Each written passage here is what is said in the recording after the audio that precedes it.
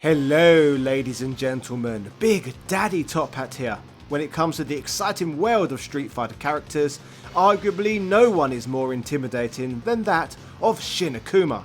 When this fighter first busted onto the scene in 1994, he would easily have one of the greatest video game debuts in history.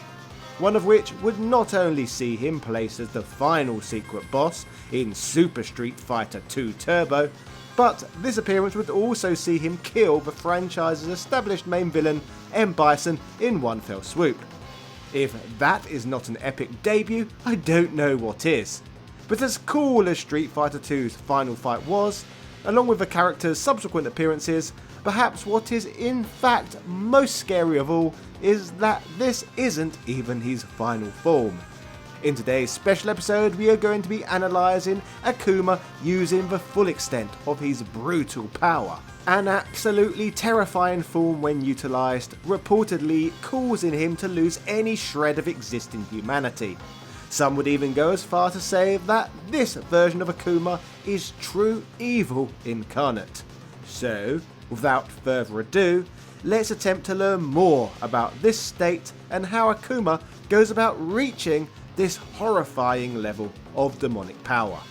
This, ladies and gentlemen, is Beyond Akuma, the story of the Oni form. Yeah! There is no doubt that amongst Street Fighter's colourful roster of characters, that the mythos surrounding that of Akuma is a lot more interesting than for many others. Even his initial in-game debut was inspired by the Shenlong secret boss fight urban legend, an April Fool's Day hoax that inspired the Street Fighter 2 dev team to make a similar character and scenario a reality. One of the most intriguing aspects about this fighter is that the majority of the time he is presented as neither good nor evil. Instead, he is portrayed as an emotionless and powerful warrior fixated on mastering the Satsui no Hado.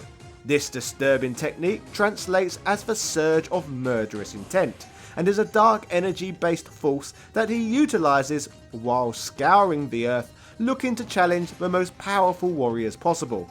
Akuma is a cold and extremely powerful warrior whose sole reason for existing is to hone his fighting skills by battling and destroying strong foes. This in turn makes Akuma somewhat of a grey character, as he will not engage in battles with the helpless, and in some instances has even been known to defend them. Now, I won't go into this side of Akuma's story and personality in too much depth, as we have already covered this side of his character in detail in a previous video, taking a chronological look at all of his video game appearances. But it is important to touch on this to illustrate how much his Oni form contrasts from his usual state. Under usual circumstances, Akuma abides by his own moral warrior code, whereby he fights to improve his skills and defeat powerful opponents. It is therefore extremely rare for Akuma in combat to ever need to resort to showing his true strength, and most of the time he is merely testing fighters he deems worthy of having potential to become strong opponents for him later. This is illustrated through his obsession with Ryu, and his desperation to convince Ryu to succumb to the power of the Dark Hado himself. That way Akuma can finally achieve what he is lusting for, a powerful, emotionless opponent who he can truly test his strength against. Wielding the Dark Hado would see Ryu take his alternative form, which is presented in the video games as Evil Ryu, a version of the fighter that has succumbed to the Dark Hado. But if Akuma was to be in a situation whereby he could truly show off his power, that brings us to his legendary Oni form. It is said that due to Akuma's strict training and meditation regimes, over the years the fighter has managed to learn to take a huge amount of control over utilising the Satsui no Hado, allowing him to an extent to be able to control all of his own actions. When he becomes Oni, on the other hand, this is Akuma when he is fully one with the Dark Hado, with this dark energy completely overtaking his being. Like his Shin Akuma form before, Akuma as Oni would show up as a hidden final boss opponent in a reiteration of a Street Fighter game, in this instance appearing in Super Street Fighter 4 Arcade Edition. If you play Street Fighter 4 games as Oni, his intro sequence states his roar echoes through the night and shows that his presence causes the explosion of a nearby tree and the death of a bird. He then looks up and proclaims that he is indeed evil incarnate. In the Oni form, Akuma would be depicted looking far more muscular than ever before, with his skin changing a strange dark shade of blue, with glowing yellow-red eyes, spiky hair, fangs, and a new short protrusion from the forehead, resembling growing horns. This terrifying transformation results in the top half of his gi being blown off by the incredible amount of dark energy that is emanating around him. Even his signature prayer beads that he usually wears around his neck break into pieces, and instead the pieces float around his body eerily. To make this all the more alarming, all of his fingers and toes become claws, and his voice takes a demonic tone, leading to Oni becoming one of the most petrifying opponents in the whole Street Fighter universe.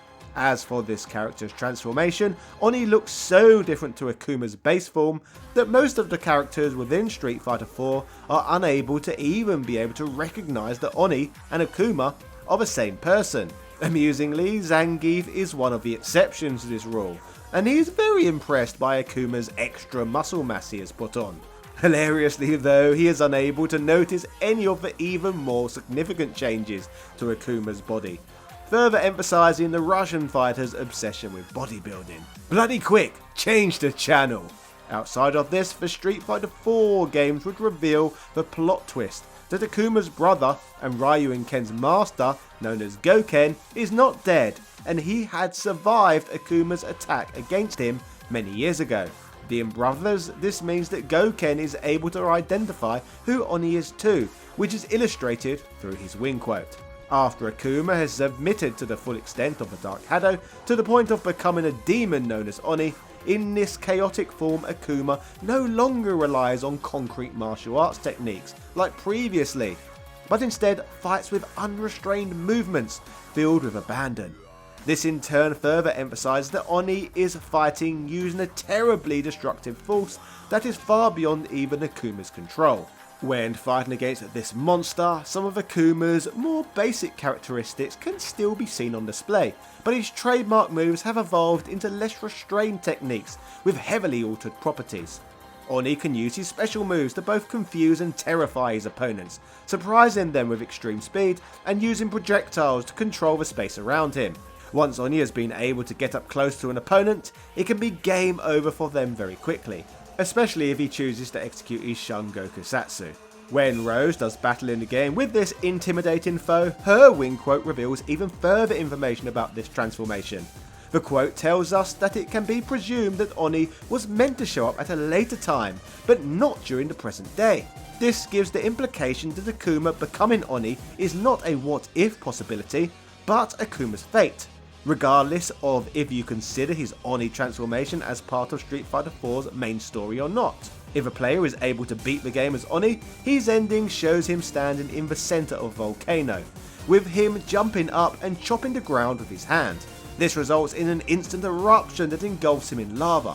As the lava explodes out of the volcano, Oni flies out of it unharmed, laughing maniacally and yelling ferociously, further illustrating how powerful Akuma has become to the point of no longer even being human. Influence for Akuma's final form appears to have been drawn from the Shinto religion and other Asian mythology, as Onis exist in these stories as fearsome giants with fangs and horns who terrorise and pillage villages. Apart from sharing a name with these demons, as you can see, Oni's appearance shares a great deal in common with these mythological creatures too. While acting as a cool addition to the Street Fighter 4 games, Oni's place within Street Fighter lore can be traced back to an even earlier date, more specifically including in Akuma's ending within the Game Boy Advance game known as Super Street Fighter 2 Turbo Revival, an interesting handheld reiteration of the classic title. In this ending, a mysterious shadow appears and speaks to the wielder of the Dark Hado, which many speculate is foreshadowing to Oni. Akuma in his Oni transformation would also emerge as part of the DLC for the Capcom game known as Asura's Wrath. As usual, obsessing over Ryu in the game, Akuma executes the Demon Armageddon, but instead of piercing Ryu, he launches him so hard that it forces him through a wormhole back to his original timeline. When Akuma learns of the game's protagonist, Asura's name, he proceeds to reveal himself to be familiar with the deity's background, as a being of wrath, and challenges him. While fighting Asura, Akuma transforms into Oni, with the pairing having a fight that lasts for over 500 years. An encounter that would even put the length of a battle found in Dragon Ball Z to shame. In other video game appearances, an alternate form of Oni can be seen made out of the power of Pandora in Akuma's ending in Street Fighter Cross Tekken, with the transformation also appearing in the mobile RPG known as Blood Brothers 2. Away from the world of video games, Oni would also appear in multiple different comic books. These would include the Udon published Super Street Fighter series. Oni first appears in the comic in a fierce battle involving Akuma, Ryu, and the Secret Society. At some point in this fight, Ryu takes his evil form, and to do battle with him, Akuma chooses to transform into Oni. The pairing begin the epic battle that Akuma has consistently been fantasizing about for years, but it is spoiled by Gil, who throws a fireball at Oni and an ice sphere at evil Ryu. This leads to the pair reverting back to their base forms. Oni also shows up in Street Fighter Unlimited to have a fight with Ryu after he has mastered both the Satsui no Hado himself, along with the opposing power of nothingness, leading to him in the comic obtaining ultimate balance. Ryu, with his newfound strength, is able to overcome Akuma's most powerful transformation, bringing a happy ending to the tale. Finally, Oni would feature within Street Fighter vs Darkstalkers, a comic book crossover series. After all, who could possibly be more demonic than a demon, and a being who refers to himself as evil incarnate? Donovan from the Darkstalkers franchise notes that Akuma's powers are comparable to that of Darkstalkers, so tries to destroy him. In his Oni form, Akuma nearly finishes Donovan off, but Anita intervenes and stops it. In typical Akuma fashion, he tells Donovan to heal himself so that he can later seek him out again when he is ready for a true battle. It is of note though that this whole appearance is pretty strange, as it is fully implied here that while Akuma is Oni, he still has perfectly established control over his powers, so it is therefore a complete contradiction of his appearances in the games. But I guess this is only a comic book, so we should try to not lose too much sleep over it. Although, I know you will because you're nerds. So ladies and gentlemen, I guess that just about rounds up everything we know at this point about Akuma's terrifying Oni transformation. The state that this enigmatic fighter is capable of reaching beyond Shin Akuma. The video game's canon suggests that if Akuma fully succumbs to the power of a Dark Hado, that the results can be so horrifying that they are even beyond the control of the so-called master of the Satsui no Hado. If you thought Shin Akuma in Super Street Fighter 2 Turbo was an intimidating opponent, then he has nothing on Oni as a secret boss fight. I guess, ladies and gentlemen, that was the story of Oni, the beast beyond Shin Akuma. If you enjoyed today's video, why not check out my uploads on Evil Ryu, I know you love how I pronounce his name, Violent Ken, or even M Bison 2. Many of the characters of the Street Fighter universe who have some awesome transformations that are rarely ever deeply explored. If you are new here, do not forget to like this video, subscribe and ring that notification bell to ensure you never miss one of my uploads. And in the meantime, why not leave a comment letting me know which Street Fighter that you would like to see me cover in depth on here next. Videos like this are in part made possible due to the wonderful folks who back my work over on Patreon, those of which receive a shout out and an end credit at the end of my uploads, and often receive the majority of my content before the rest of the world too.